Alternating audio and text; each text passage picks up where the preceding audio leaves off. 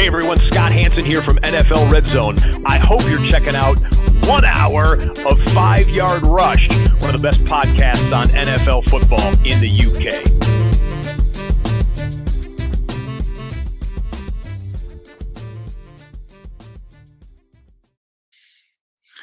Hey Rush Nation, we're here for another week. Week 1 is effectively in the books, and then we still got Monday Night Football to go.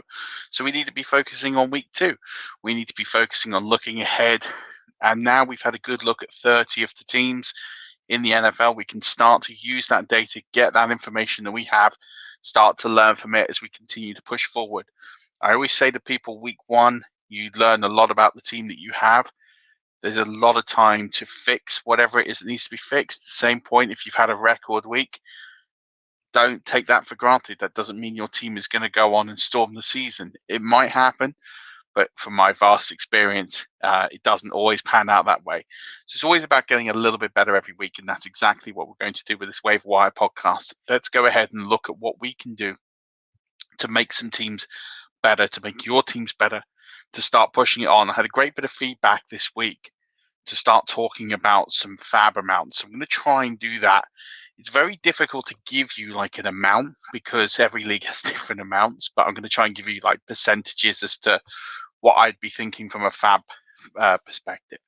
So let's jump into week 2 waiver wire, and let's start with the first one off the bat, and it's Jameis Winston once again. Now, Jameis Winston is, as I've mentioned, was on last week's list. He's still only 26.2% owned, according to ESPN. And he has Carolina this week, and he threw 5 touchdowns yesterday in a very impressive performance at Green Bay. I made the wrong stream choice. I went with Ryan Fitzpatrick over Jameis, and that clearly has worked out well, especially with the injury to Fitz. So clearly with Jameis, he showed a lot of talent. The yardage wasn't quite what we would have expected on that sort of performance, but do you know what? They controlled the game, and they were given the complete freedom to kind of do what they wanted, and 5 touchdowns speaks for itself. Just don't get too carried away. He's not going to be 2019 Jameis. We've kind of seen that yesterday.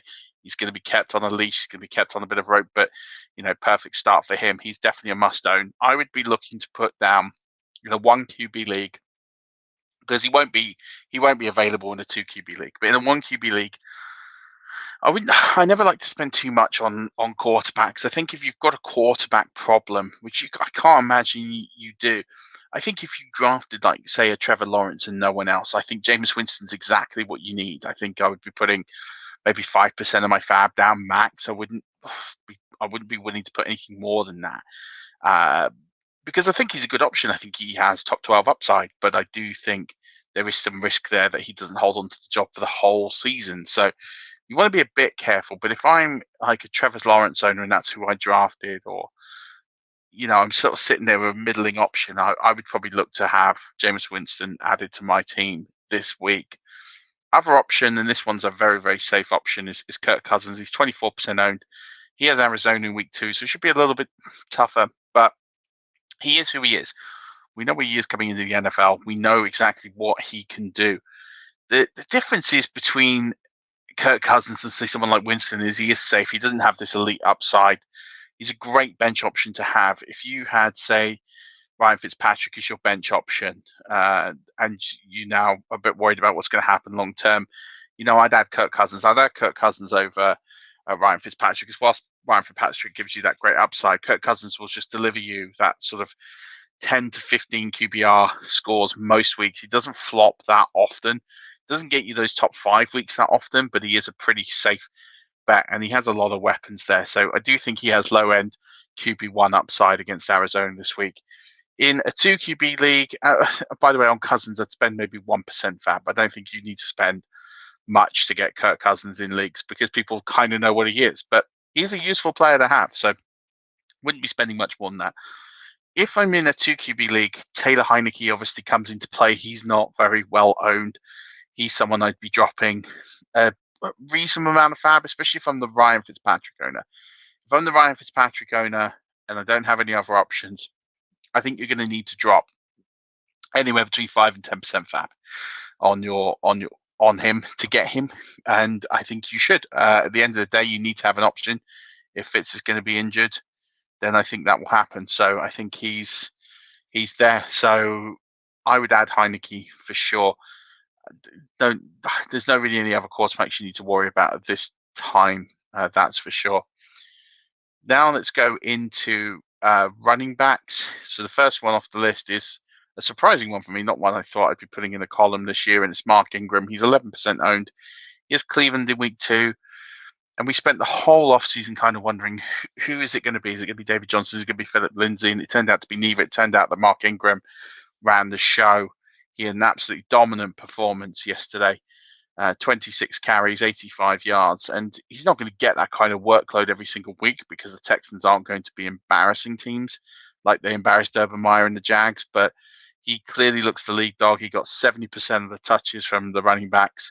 And that's a really key stat line. And that says to me that he has the trust of the team going forward, and he's someone that should be owned. So I'd be looking to acquire him. I'd be happy to spend probably about 10% of my fab on Mark Ingram. I think that's a reasonable number to be spending.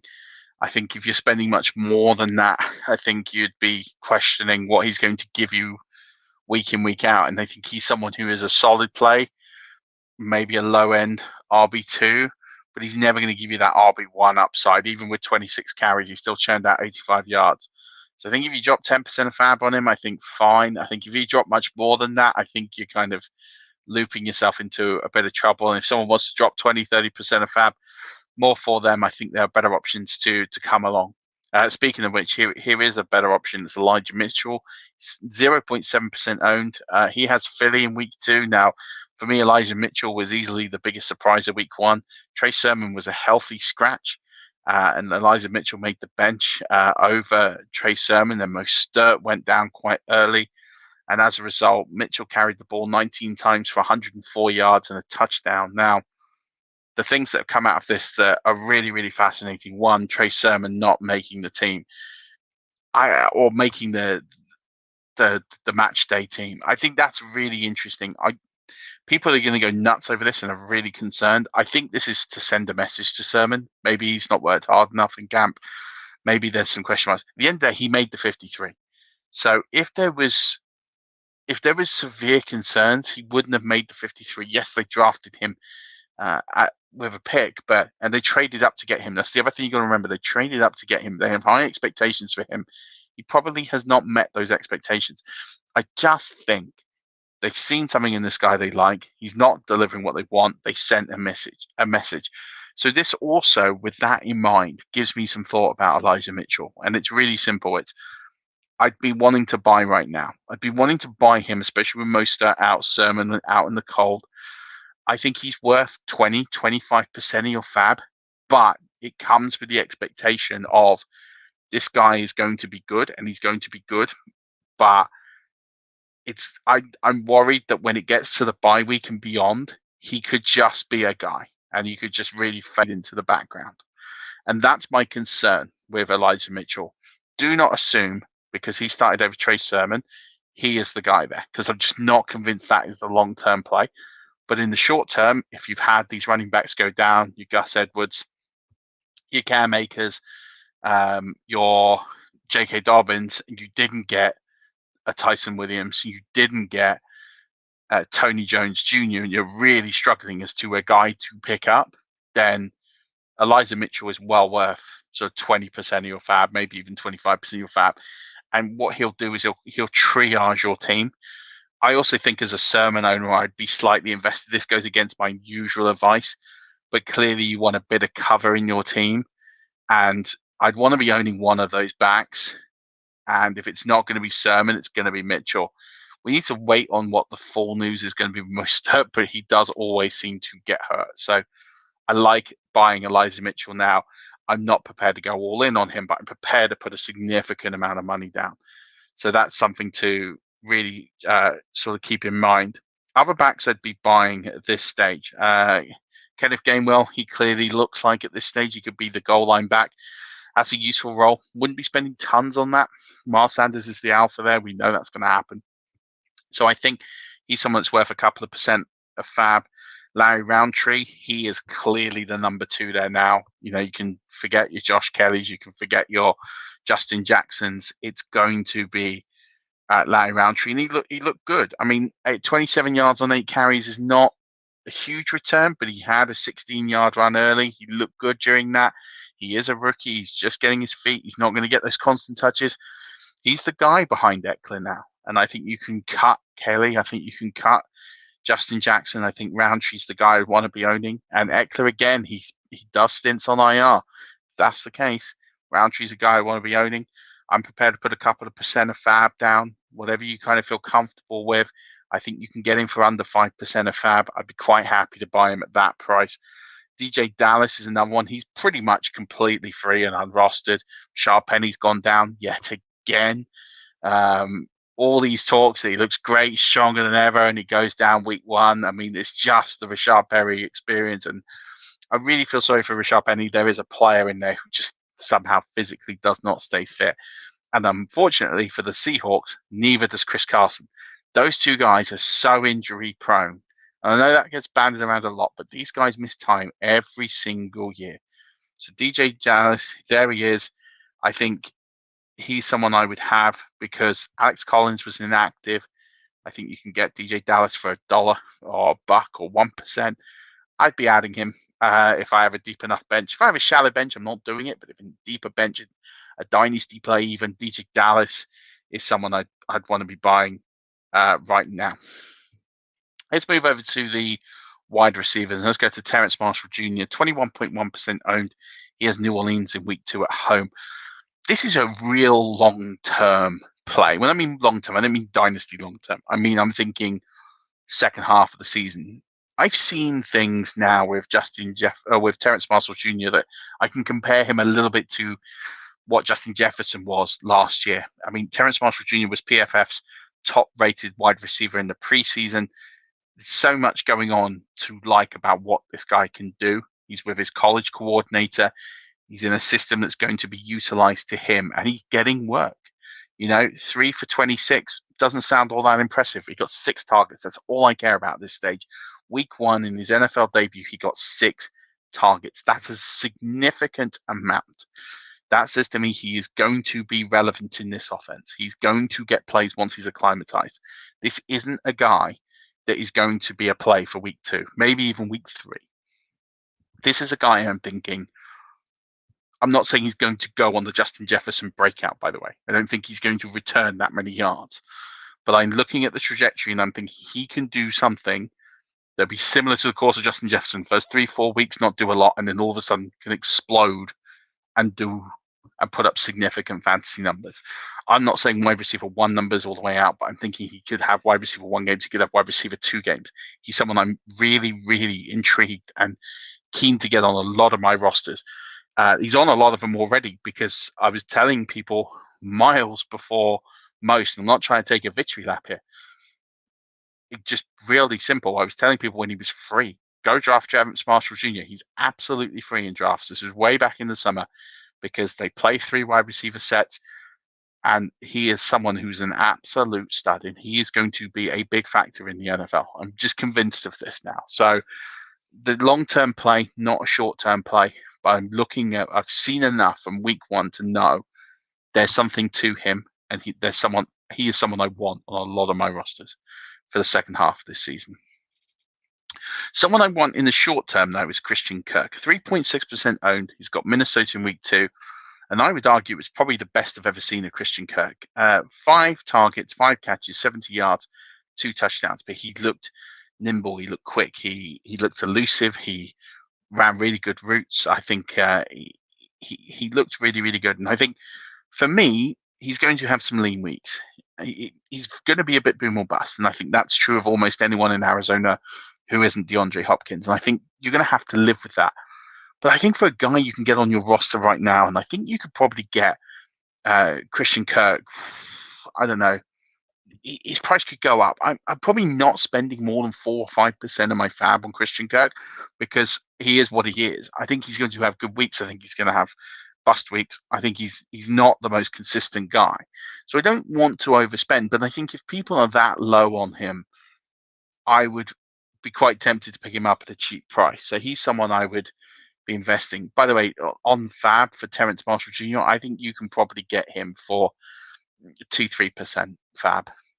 Realistically, I'd be paying 5% for him just to make sure I got him. I really want him on a lot of my rosters. So, but Christian Kirk, yeah, I think Christian Kirk is someone you can buy in quite cheap. And like I said, I wouldn't want to go overboard. I think he's someone that you can add, and I think he'd be a good roster add and someone for a bit of cover, especially if you had like a Traquan Smith who's on IR or a T.Y. Hilton who's on IR or any of those sorts of guys. He's a really good roster fill in because he kind of fills in the same sort of bubble as those guys. But I think he has a bit more upside than them. So other guys that own in the sort of wide receiver conversation, Deontay Harris, you've got Traquan Smith moved to IR, Marcus Callaway is kind of there, but he didn't really do as much as we thought he would. And not a big surprise, he was against Jair Alexander. I mean, I think people really undersold that matchup as to what Jair Alexander was going to take away from Callaway, but I do think that Harris and Jameis look pretty prominent together. He's about 5% owned, Deontay Harris, so he's someone that you can probably pick up for a couple of bucks, 1-2%. Again, I'm not spending loads on these guys, but he's a guy I'm intrigued by. I like to see if there's more to him. Van Jefferson for me is another guy. He's only like 2.4% owned right now, and again, he was playing. He got more targets than Deshaun Jackson, and this is when Deshaun Jackson is healthy. So that says to me, Van Jefferson is the clear 3. He's the clear deep threat.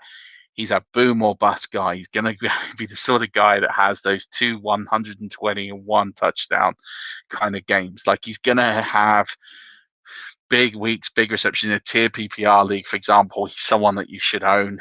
He's clearly going to be that outside perimeter guy. In a dynasty league, you should own him.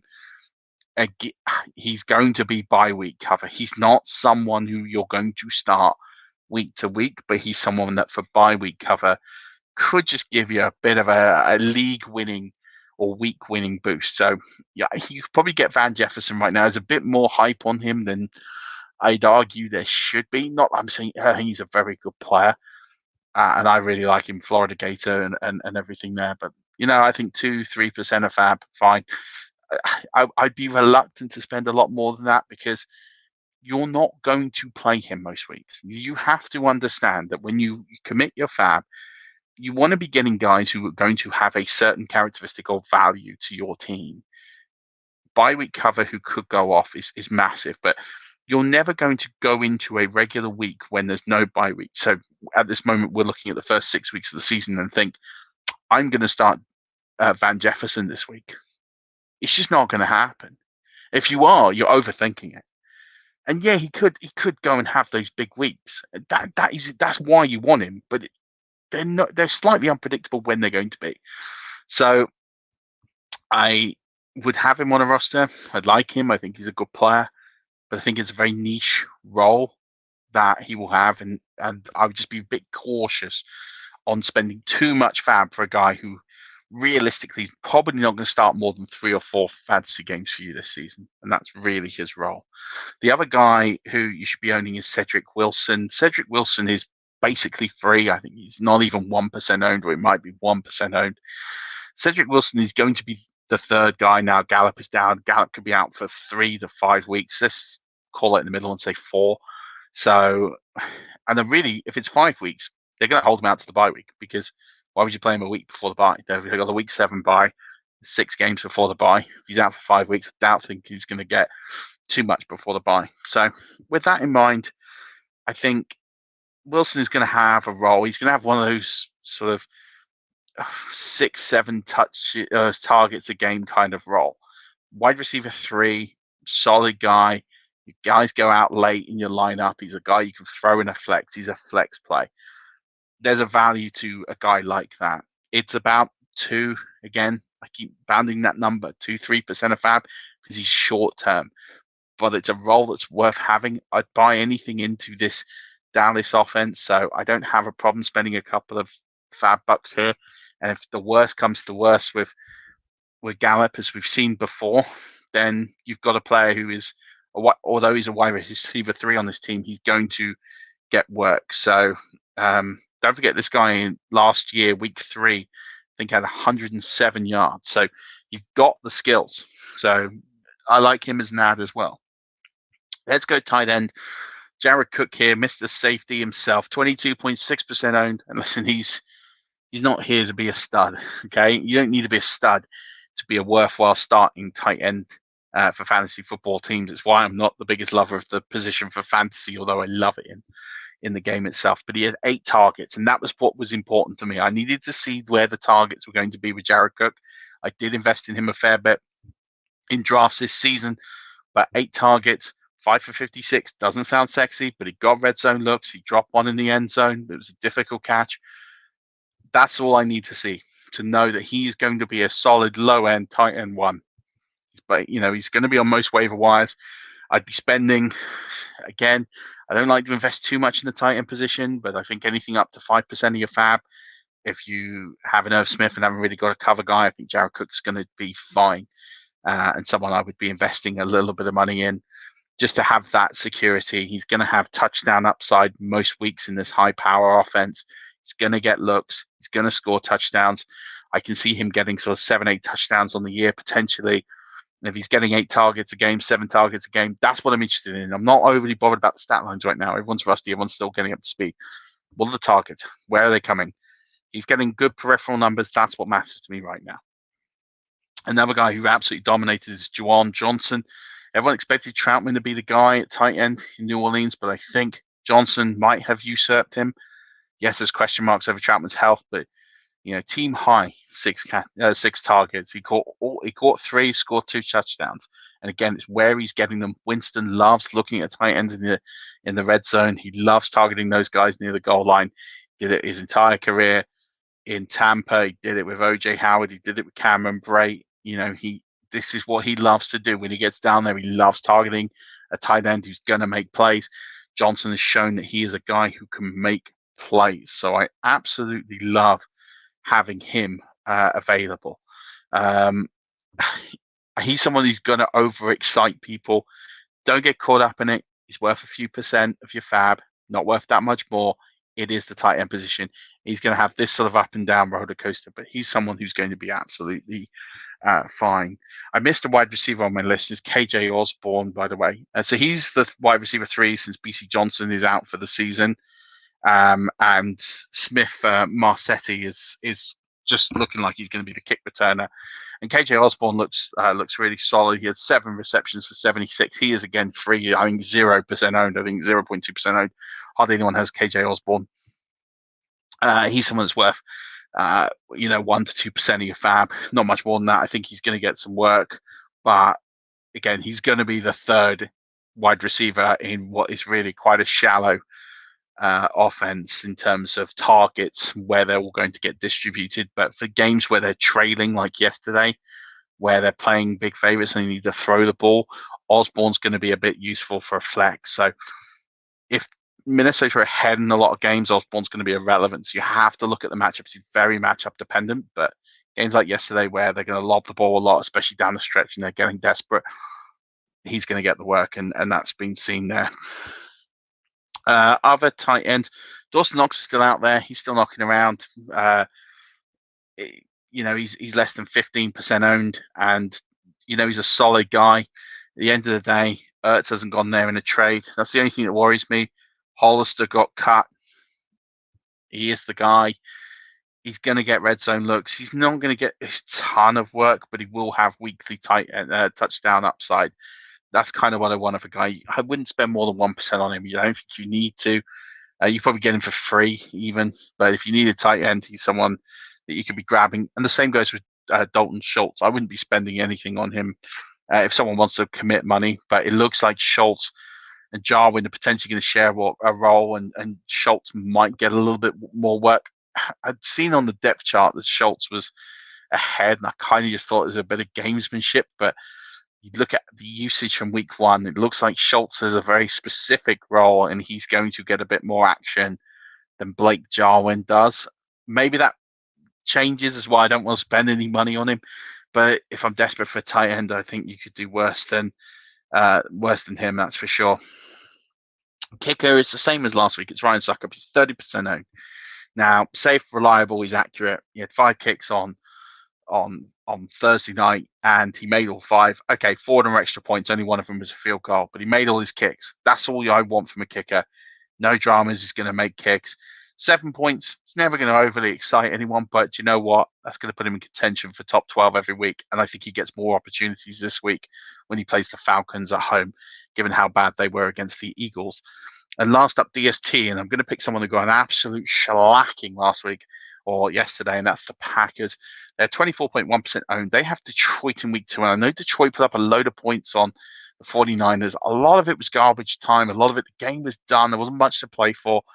49ers definitely took their foot off the gas, and the Lions just sort of, the pressure just melted from them, and they just kind of went for it. So at the end of the day, they just don't lose 2 games in a row, the Packers, very, very often, and I think this is the perfect game for them. It's a rivalry game. It's a division rivalry. The fans are going to be up for it. I think there's going to be a lot of noise in that crowd, and we know what Jared Goff's like when he's under pressure, when he's got that noise, and Jared Goff is always good for turning the ball over at least once, which is what I look for when I'm making these picks. He has turned over the ball pretty much every game he's played in the last 2 years. Maybe there's 1 or 2 exceptions, but there's not many. He turned the ball over yesterday. It's what Jared Goff does. He turns over footballs through fumbles, through interceptions. He threw a pick 6 yesterday. That's kind of what I'm banking on Jared Goff to be doing on Sunday, or Monday Night Football. So I'd be having the Packers all day long here. These are all my under 30% owned picks. And, at the end of the day, I'm trying to give you waiver wire picks that are live and relevant to your leagues. I don't want to be giving you players who are 50, 60% owned. What's the fun in that? You go on your waiver wire list and they're there. Just to remind you, this show is brought to you by Manscaped. I've got my Manscaped t-shirt on here. I'm showing them some extra love today. It's on this side. I'm not used to the cameras just yet. Now, Manscaped are the best in below the men's belt grooming.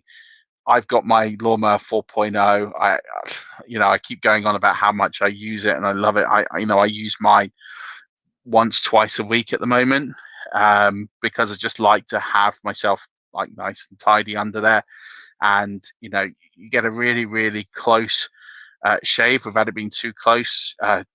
You don't get those cuts. You don't get those irritations in there. There's no soreness. It's just a really, really good product and well worth the money. You can get 20% off your Lawnmower 4.0. In fact, they do the Pro Performance package. I definitely recommend that because it actually works out even cheaper. You basically have to subscribe for a period of a month or 2, but then basically you can cancel after you've received all the products anyway if you don't find them. But I think the products are great, where you get like the lotions and the deodorant and the foot powders, and there's some really, really good stuff. The boxes, which I absolutely love, they're brilliant. You can get all of that package, and you can get the code 5yard in. You get an extra 20% off that, which is phenomenal. And you end up paying even less for the trimmer, and you can try all the products. And if you want to keep going with them, you just keep your subscription. And if not, you cancel them, but you still get to keep all the products. It's a really, really good product. So go on to manscaped.com. Check out the Pro Performance package. Use the code 5yard for 20% off. Trust me, you will not regret it. That will do it for week 1. Week 2 waiver wires. It's going quickly already. I hope you had a great week. I hope you got some W's. Yes, there were some weird things going on with Zeke and Brandon Ayuk, and we're going to talk about that on the show later with my guest. Just don't overreact. That's all I've got to say to you. Don't overreact. Let's just keep plowing along and let's build these teams. Let's rule the waiver wire. Let's go ahead. Let's win together as a team, and let's bring home those ships. But until later, Rush Nation, don't forget, keep rushing.